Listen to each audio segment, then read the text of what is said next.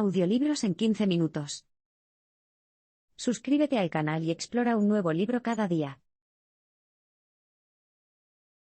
Un dolor terrible e inexplicable cambió la vida de Abby Nourman de la noche a la mañana. Abby Nourman tenía solo 19 años cuando la aparición de un dolor insoportable cambió su vida para siempre.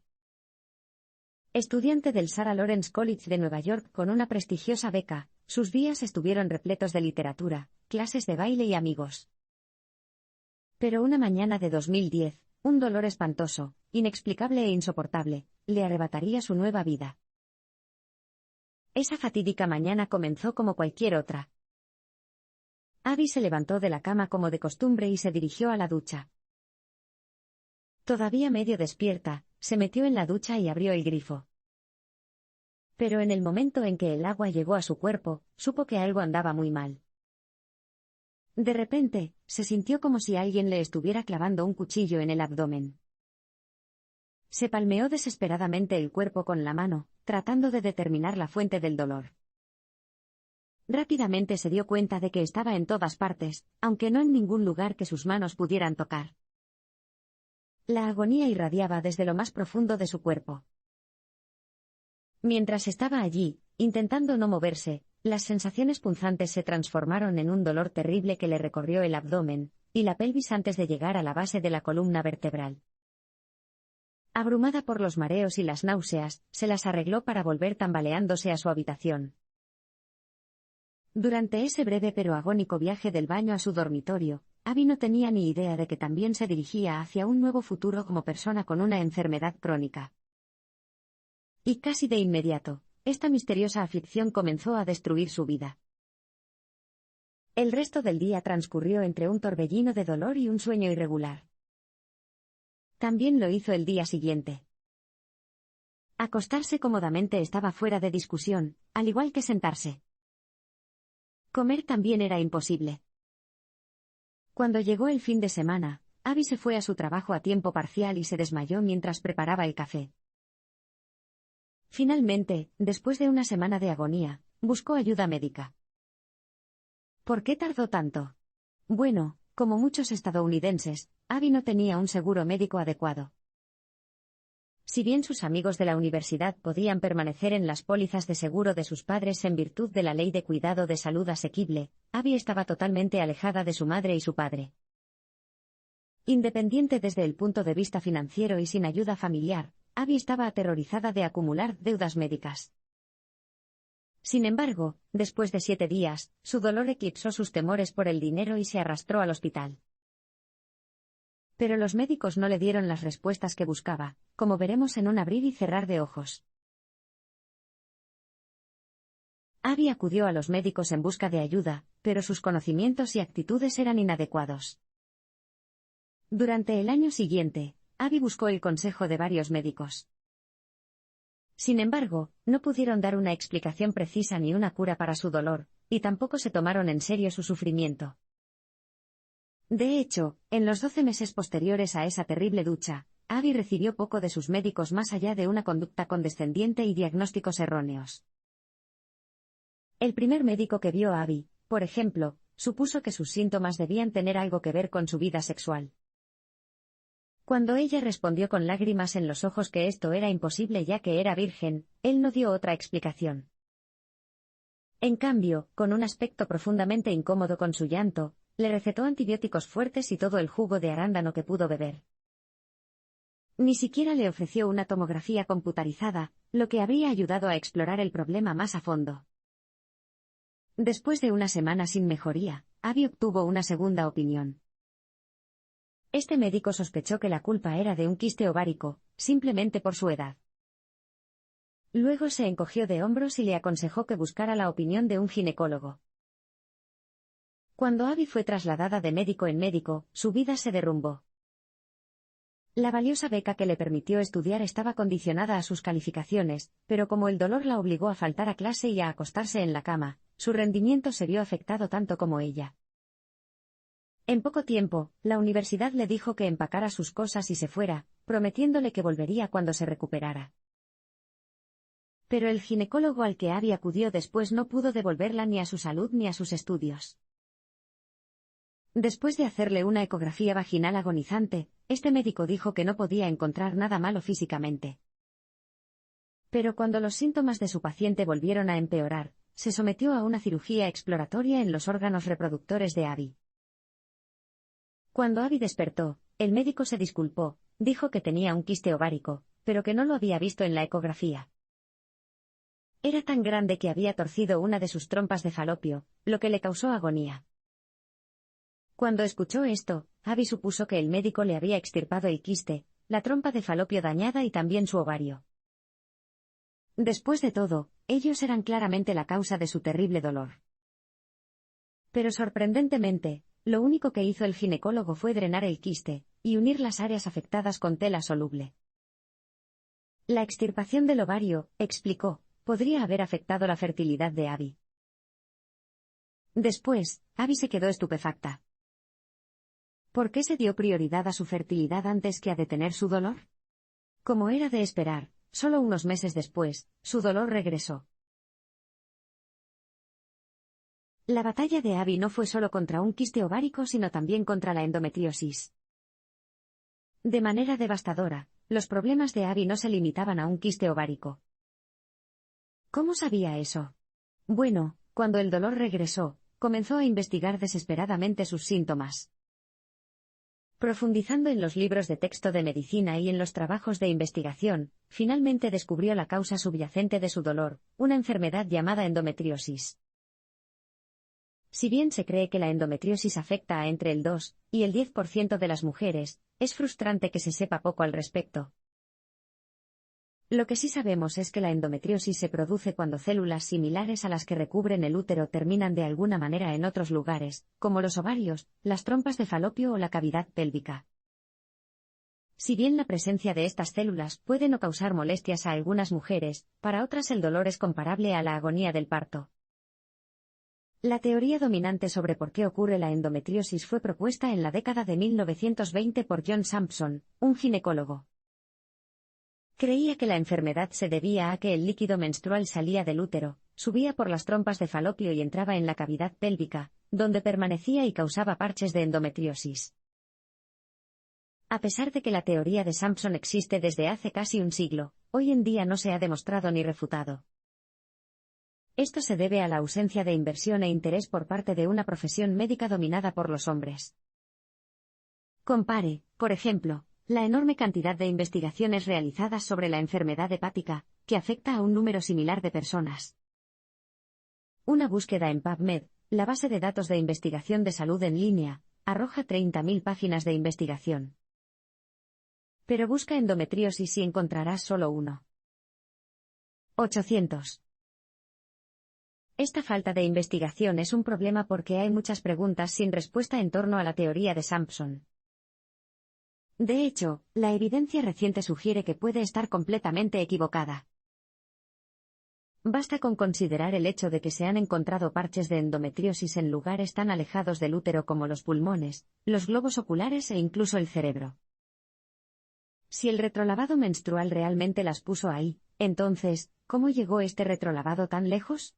¿Es posible que las trompas de falopio de las mujeres se comporten como mangueras de alta presión, inyectando líquido a los confines del cuerpo?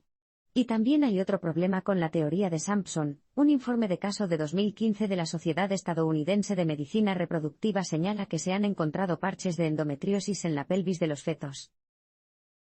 Y dado que los fetos definitivamente no tienen períodos, parece que la endometriosis no está relacionada únicamente con la menstruación. Como a otras mujeres antes que ella, a Abby le dijeron que todos sus problemas estaban en su cabeza. La endometriosis es una enfermedad muy real y debilitante. Sin embargo, durante su búsqueda de un diagnóstico preciso, varios médicos le dijeron a Abby que la causa de su dolor era psicosomática, lo que significa que su enfermedad estaba en su cabeza. Aunque esto pueda parecer extraordinario, existe una trágica historia de mujeres con enfermedades reproductivas a las que se les diagnosticaron erróneamente enfermedades mentales. Un ejemplo impactante de este engaño médico es el de la comediante Hilda Radner, una de las miembros originales del elenco de Saturday Night Live.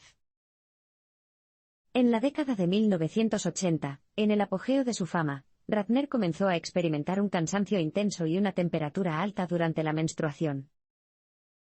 Sin embargo, después de que terminara su período, se sentiría mejor.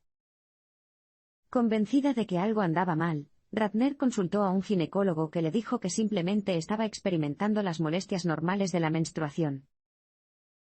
Pero pronto sus síntomas empeoraron y comenzó a sentir dolor en el estómago, las piernas y los intestinos. Sin embargo, el siguiente médico al que acudió le dijo a Ratner que solo era una mujer nerviosa que necesitaba relajarse, otro afirmó que todos sus problemas estaban relacionados con la ansiedad. Al negarse a darse por vencido, Ratner buscó otra opinión. Este médico le dio un antidepresivo. Finalmente, después de 10 meses de agonía, un análisis de sangre confirmó lo que Ratner sabía desde el principio: sus problemas no eran emocionales en absoluto. Tenía cáncer de ovario en estadio 4 y, en ese momento, ya era demasiado tarde para un tratamiento eficaz. 2 años más tarde falleció a causa de la enfermedad. Tenía solo 42 años. En los últimos meses de su vida, Ratner escribió sus memorias, It's Always Something, en las que describía su lucha para que los médicos se tomaran en serio su dolor. Décadas más tarde, Abby Nourman leyó el libro de Ratner y se relacionó fácilmente con sus luchas. Al enterarse de que Abby estaba separada de sus padres, por ejemplo, un médico sugirió que su salud mental podría ser la culpable de su terrible dolor pélvico. Otros profesionales de la salud pensaron que estaba demasiado estresada, que no disfrutaba lo suficiente o que no tenía suficientes relaciones sexuales, y que estas eran las causas de sus problemas físicos. Un médico sugirió casualmente que probablemente había sido abusada sexualmente en la infancia, y que sus síntomas eran la estrategia de supervivencia de su cuerpo. Más tarde, comentó que su enfermedad era complicada y que ella también lo era. La endometriosis le robó la vida sexual a Abby, y le abrió los ojos al sexismo de sus médicos. La endometriosis le ha robado a Abby Nourman muchas cosas. Su educación, por ejemplo, estaba demasiado enferma para regresar al Sarah Lawrence College y terminar su licenciatura. Como verás, también le robó su vida sexual. Sin embargo, en este sentido, la enfermedad también le devolvió algo a cambio: la conciencia. Específicamente, saber cómo los médicos responden de manera diferente a tus problemas de salud en función de si eres hombre o mujer. La endometriosis ha hecho que las relaciones sexuales, como muchas otras actividades, sean insoportablemente dolorosas para Abby. En el verano después de que comenzaran sus problemas, Abby tuvo relaciones sexuales por primera vez. Fue con su primer novio, Max, y este primer encuentro sexual fue tan doloroso que le llenó los ojos de lágrimas. Sin embargo, estaba preparada para eso, como a muchas mujeres, le habían advertido que la primera vez dolería. Pero no era solo la primera vez. Cada vez que Max y ella tenían relaciones sexuales, le causaba un dolor sofocante en la pelvis. Después del coito, siempre había sangre en las sábanas, acompañada de náuseas y un dolor punzante que le llegaba hasta los muslos. Después de un año de luchar contra el dolor sexual, Abby ya no pudo continuar. Acompañada por Max, volvió a visitar a su ginecólogo para hablar sobre los problemas que tenía. La sesión la asombró. Con Max presente para comprobar su dolor, el ginecólogo de repente comenzó a tomarse más en serio las quejas de Abby y le ofreció sugerencias con entusiasmo. Además, cuando Max comunicó su frustración sexual ante la situación, el médico pareció escuchar aún más. Parecía claro que ahora Abby no podía actuar de la manera que se esperaba que lo hiciera, poniendo así en riesgo la satisfacción sexual de un hombre. El médico se puso manos a la obra. Se alentó a Abby a probar diferentes anticonceptivos, incluido un DIU.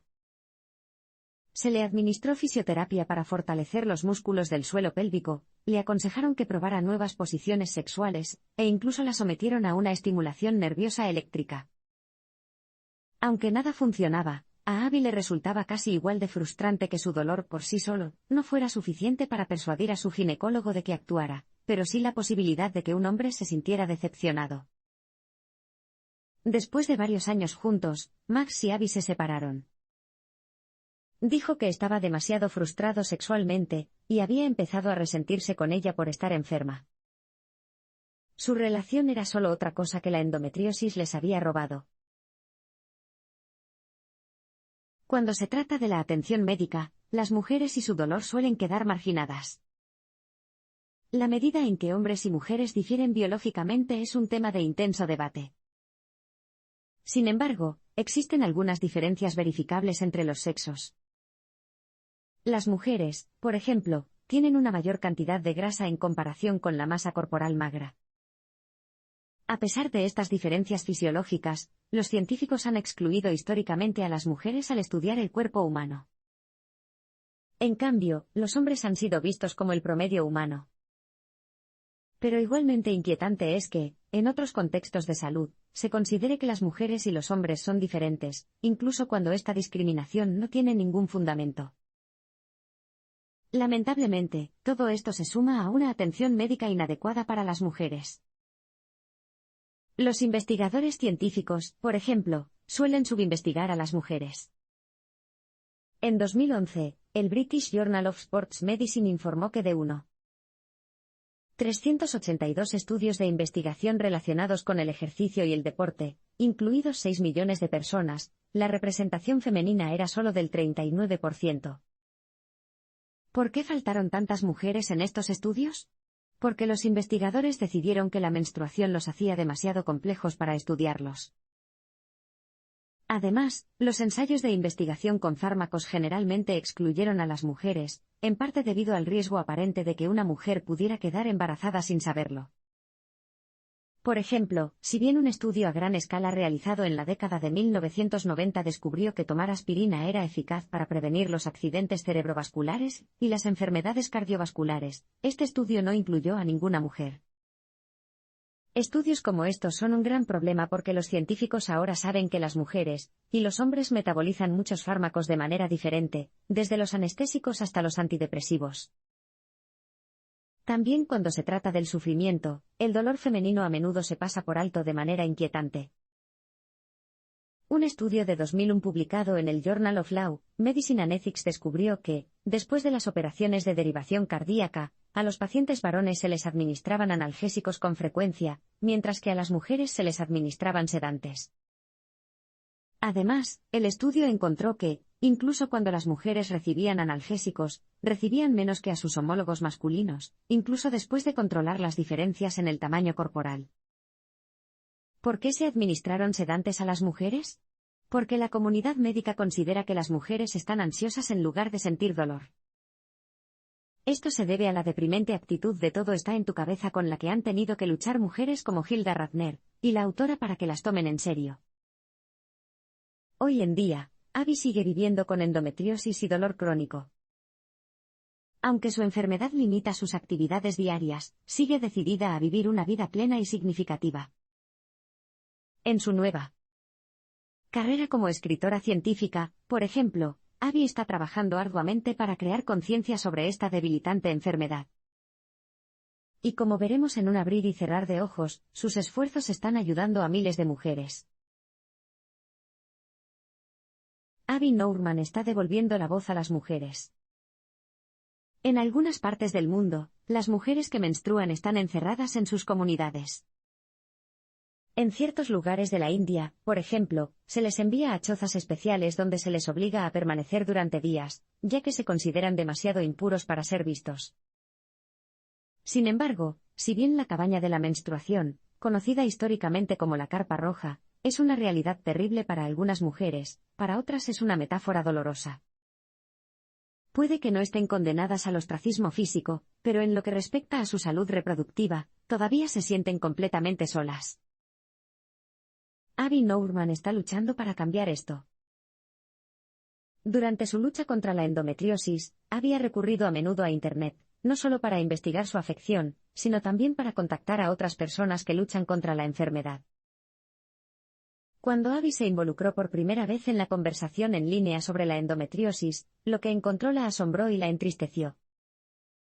Las mujeres de toda la web denunciaban los mismos desafíos, los médicos se negaban a creer que su dolor era genuino, y el miedo constante a perder a sus parejas porque no podían tener relaciones sexuales. Había mujeres que sufrían episodios constantes de náuseas, y muchas que tenían dificultades para comer porque su endometriosis era muy grave. Muchas personas también habían dejado sus trabajos a causa de la enfermedad o estaban peligrosamente cerca de hacerlo. Es importante destacar que estas mujeres procedían de todos los ámbitos de la vida, razas y grupos de edad, pero muchas tenían una cosa en común: aunque tenían los síntomas debilitantes de la endometriosis, no habían recibido la claridad de un diagnóstico adecuado.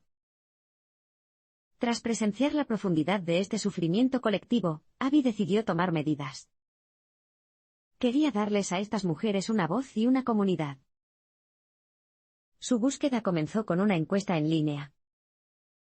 A través de Twitter, Abby envió una llamada en la que pedía a cualquier persona con endometriosis que compartiera sus experiencias con ella. En particular, se centró en pedir a las personas LGBTQ y a las minorías étnicas que completaran su encuesta, dos grupos cuyas experiencias de salud tienden a no denunciarse lo suficiente. A partir de estos humildes comienzos, creó toda una comunidad virtual llamada Pregúntame sobre mi útero. Con el objetivo de revelar los problemas de salud de las mujeres, su sitio web incluye artículos sobre temas de salud reproductiva, como la menopausia y los períodos, así como sobre la endometriosis. Hoy en día, Ask Me About My Uterus es una comunidad en línea de más de 10.000 lectores y colaboradores. Con este proyecto vital, Abby ha demostrado que, si bien es posible que la cura para la endometriosis esté muy lejos, finalmente se está desmantelando la carpa roja que oculta los problemas de salud de las mujeres.